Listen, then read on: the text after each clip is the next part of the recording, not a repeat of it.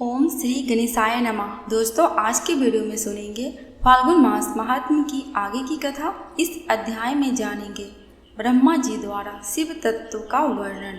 ब्रह्मा जी ने कहा, हे नारद, तुम सदैव जगत के उपकार में लगे रहते हो। तुमने जगत के लोगों के हित के लिए बहुत उत्तम बात पूछी है, जिसके सुनने से मनुष्य के सब जन्मों के पापों का नाश हो जाता है।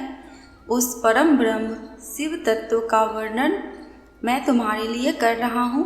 शिव तत्व का स्वरूप बहुत सुंदर और अद्भुत है। जिस समय महाप्रलय आई थी और पूरा संसार नष्ट हो गया था तथा चारों ओर सिर्फ अंधकार ही अंधकार था, आकाश व ब्रह्मांड तारों व ग्रहों से रहित होकर अंधकार में डूब गए थे। सूर्य और चंद्रमा दिखाई देने बंद हो गए थे। सभी ग्रहों और नक्षत्रों का कहीं पता नहीं चल रहा था। दिन रात अग्नि जल कुछ भी नहीं था। प्रधान आकाश और अन्य तेज भी शून्य हो गए थे। शब्द स्पर्श गंध रूप रस का अभाव हो गया था। सत्य असत्य सब कुछ खत्म हो गया था। तब सिर्फ सत्य ही बचा था। उस तत्व को मुनि जन एवं योगी अपने हृदय के भीतर ही देखते हैं। वाणी नाम रूप रंग आदि की वहाँ तक पहुँच नहीं है। उस पर ब्रह्म के विषय में ज्ञान और अज्ञान से किए गए संबोधन के द्वारा कुछ समय बाद अर्थात सृष्टि का समय आने पर एक से अनेक होने के संकल्प का उदय हुआ। तब उन्होंने अपनी लीला से मूर्ति की रचना की। वह मूर्ति संपूर्ण ऐश्वर्य तथा गुणों से युक्त संपन्न सर्व ज्ञानमय एवं सब कुछ प्रदान करने वाली है। यही सदाशिव की मूर्ति है। सभी पंडित विद्वान इसी प्राचीन मूर्ति को ईश्वर कहते हैं। उसने अपने शरीर से स्वच्छ शरीर वाली एवं स्वरूप भूता शक्ति की रचना की।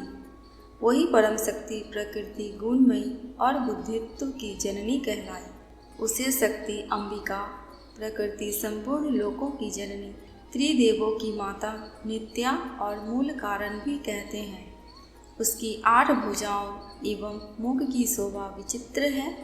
उसके मुख के सामने चंद्रमा की कांति भी छिन्न हो जाती है। विभिन्न प्रकार के आभूषण एवं गतियाँ देवी की शोभा बढ़ाती हैं। वे अनेक प्रकार के अस्त्र शस्त्र धारण किए हुए हैं। सदाशिव को ही सब मनुष्य परम पुरुष ईश्वर शिव शंभु और महेश्वर कहकर पुकारते हैं। उनके मस्तक पर गंगा, भाल में चंद्रमा और मुख में 3 नेत्र शोभा पाते हैं।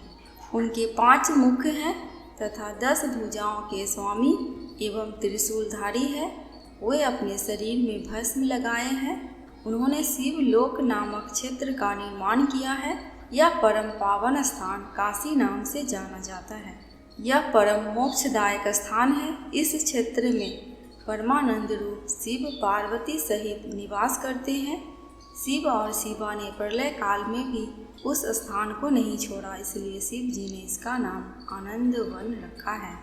एक दिन आनंद वन में घूमते समय शिव शिवा के मन में किसी दूसरे पुरुष की रचना करने की इच्छा हुई। तब उन्होंने सोचा कि इसका भार किसी दूसरे व्यक्ति को सौंपकर हम यहीं काशी में विराजमान रहेंगे। ऐसा सोचकर उन्होंने अपने वाम भाग के 10वें अंग पर अमृत मल दिया, जिससे एक सुंदर पुरुष वहां प्रकट हुआ, जो शांत और सत्व गुणों से युक्त एवं गंभीरता का था सागर था। उसकी कांति इंद्र नीलमणि के समान श्याम थी। उसका पूरा शरीर दिव्य शोभा से चमक रहा था तथा नेत्र कमल के समान थे।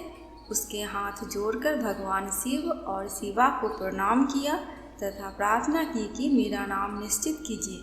यह सुनकर भगवान शिव हंसकर बोले कि सर्वत्र व्यापक होने से तुम्हारा नाम विष्णु होगा।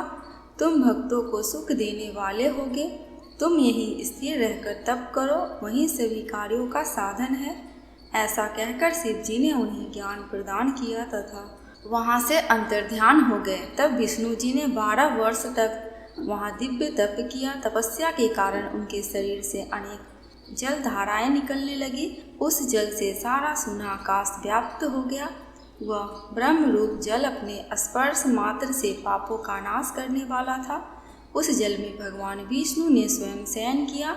नार अर्थात जल में निवास करने के कारण ही वे नारायण कहलाए। तभी से उन महात्मा से सब तत्वों की उत्पत्ति हुई। पहले प्रकृति से महान और उससे 3 गुण उत्पन्न हुए तथा उनसे अहंकार उत्पन्न हुआ। उससे शब्द, स्पर्श, रूप, रस और गंध एवं 5 भूत प्रकट हुए। उनसे ज्ञानेंद्रियाँ एवं कामेंद्रियाँ बनी। उस समय एकाकार 24 तत्व प्रकृति से प्रकट हुए एवं उनको ग्रहण करके परम पुरुष नारायण भगवान शिव जी की इच्छा से जल में सो गए। ब्रह्मा जी बोले, हे देव ऋषि, जब नारायण जल में शयन करने लगे तब शिव जी की इच्छा से विष्णु जी की नाभि से एक बहुत बड़ा कमल प्रकट हुआ। उसमें असंख्य नाल दंड थे। वह पीले रंग का था और उसकी ऊंचाई भी कई योजन थे। कमल सुंदर, अद्भुत और संपूर्ण तत्वों से युक्त था। वह रमणीय और पुण्य दर्शनों के योग्य था। तत्पश्चात भगवान शिव ने मुझे अपने दाहिने अंग से उत्पन्न किया। उन महेश्वर ने अपनी माया से मोहित कर नारायण देव के नाभि कमल में मुझे डाल दिया और लीला पूर्वक मुझे प्रकट किया। इस प्रकार उस कमल से पुत्र के रूप में मुझे जन्म मिला। मेरे 4 मुख लाल मस्तक पर त्रिपुंड धारण किए हुए थे। भगवान शिव की माया से मोहित होने के कारण मेरी ज्ञान शक्ति बहुत दुर्लभ हो गई थी और मुझे कमल के अतिरिक्त और कुछ भी दिखाई नहीं दे रहा था। मैं कौन हूँ? कहाँ से आया हूँ? मेरा कार्य क्या है? मैं किसका पुत्र हूँ? किसने मेरा निर्माण किया है? कुछ इसी प्रकार के प्रश्नों ने मुझे परेशानी में डाल दिया था। कुछ क्षण बाद मुझे बुद्धि प्राप्त हुई और मुझे लगा कि इसका पता लगाना बहुत ही सरल है। इस कमल का उद्गम स्थान इस जल में नीचे की ओर है और इसके नीचे मैं उस पुरुष को पा सकूंगा जिसने मुझे प्रकट किया है। यह सोचकर एक नाल को पकड़कर मैं 100 वर्षों तक नीचे की ओर उतरता रहा, परंतु फिर भी मैंने कमल की जड़ को नहीं पाया। इसलिए मैं पुनः ऊपर की ओर बढ़ने लगा। बहुत ऊपर जाने पर भी कमल को उसको नहीं पा सका। तब मैं और अधिक परेशान हो गया। उसी समय भगवान शिव की इच्छा से मंगलमयी आकाशवाणी हुई। उस वाणी ने कहा, तपस्या करो। उस आकाशवाणी को सुनकर अपने पिता का दर्शन करने हेतु मैंने तपस्या करना प्रारंभ कर दिया और 12 वर्ष तक घोर तपस्या की। तब 4 भुजाधारी सुंदर नेत्रों से शोभित भगवान विष्णु प्रकट हुए। उन्होंने हाथों में शंख, चक्र, गदा और पद्म धारण कर रखे थे। उनका शरीर श्याम कांति से सुशोभित था। उनके मस्तक पर मुकुट विराजमान था तथा उन्होंने पीताम्बर वस्त्र और बहुत से आभूषण धारण किए हुए थे। वे करोड़ों कामदेवों के समान मनोहर दिखाई दे रहे थे और सांवली व सुनहरी आभा से शोभित थे। उन्हें वहाँ देखकर मुझे बहुत हर्ष व आश्चर्य हुआ। भगवान शिव की लीला से हम दोनों में विवाद छिड़ गया कि हममें बड़ा कौन है। उसी समय हम दोनों के बीच में एक ज्योतिमय लिंग प्रकट हो गया। हमने उसका पता लगाने का निश्चय किया। मैंने ऊपर की ओर और विष्णु ने नीचे की ओर उस स्तंभ के प्रारंभ और अंत तक पता लगाने के लिए चलना प्रारंभ किया, परंतु हम दोनों को उस स्तंभ का कोई ओर छोर नहीं मिला। थक कर हम दोनों अपने उसी स्थान पर आ गए। हम दोनों ही शिव की माया से मोहित थे। श्री हरि ने सभी ओर से परमेश्वर शिव को प्रणाम किया। ध्यान करने पर भी हमें कुछ ज्ञात ना हो सका। तब मैंने और श्री हरि ने अपने मन को शुद्ध करते हुए अग्नि स्तंभ को प्रणाम किया।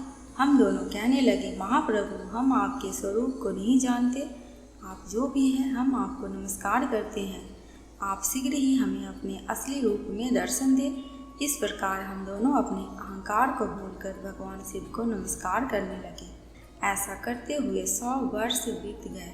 आज की कथा बस यहीं तक। आगे की कथा दूसरी वीडियो में सुनेंगे। दोस्तों, कमेंट बॉक्स में भगवान शंकर एवं माता पार्वती की जयकारा लगाना बिल्कुल भी मत भूलना। आपको मेरे चैनल पे व्रत त्योहारों की जानकारियाँ एवं उनसे जुड़ी कथा कहानियाँ मिलती रहेंगी। अगर आपको ये वीडियो थोड़ी सी भी अच्छी लगी हो तो प्लीज़ मेरे चैनल को सब्सक्राइब करके मेरी वीडियो को लाइक एंड शेयर कर देना। अंत तक वीडियो में बने रहने के लिए आपका दिल से बहुत बहुत शुक्रिया।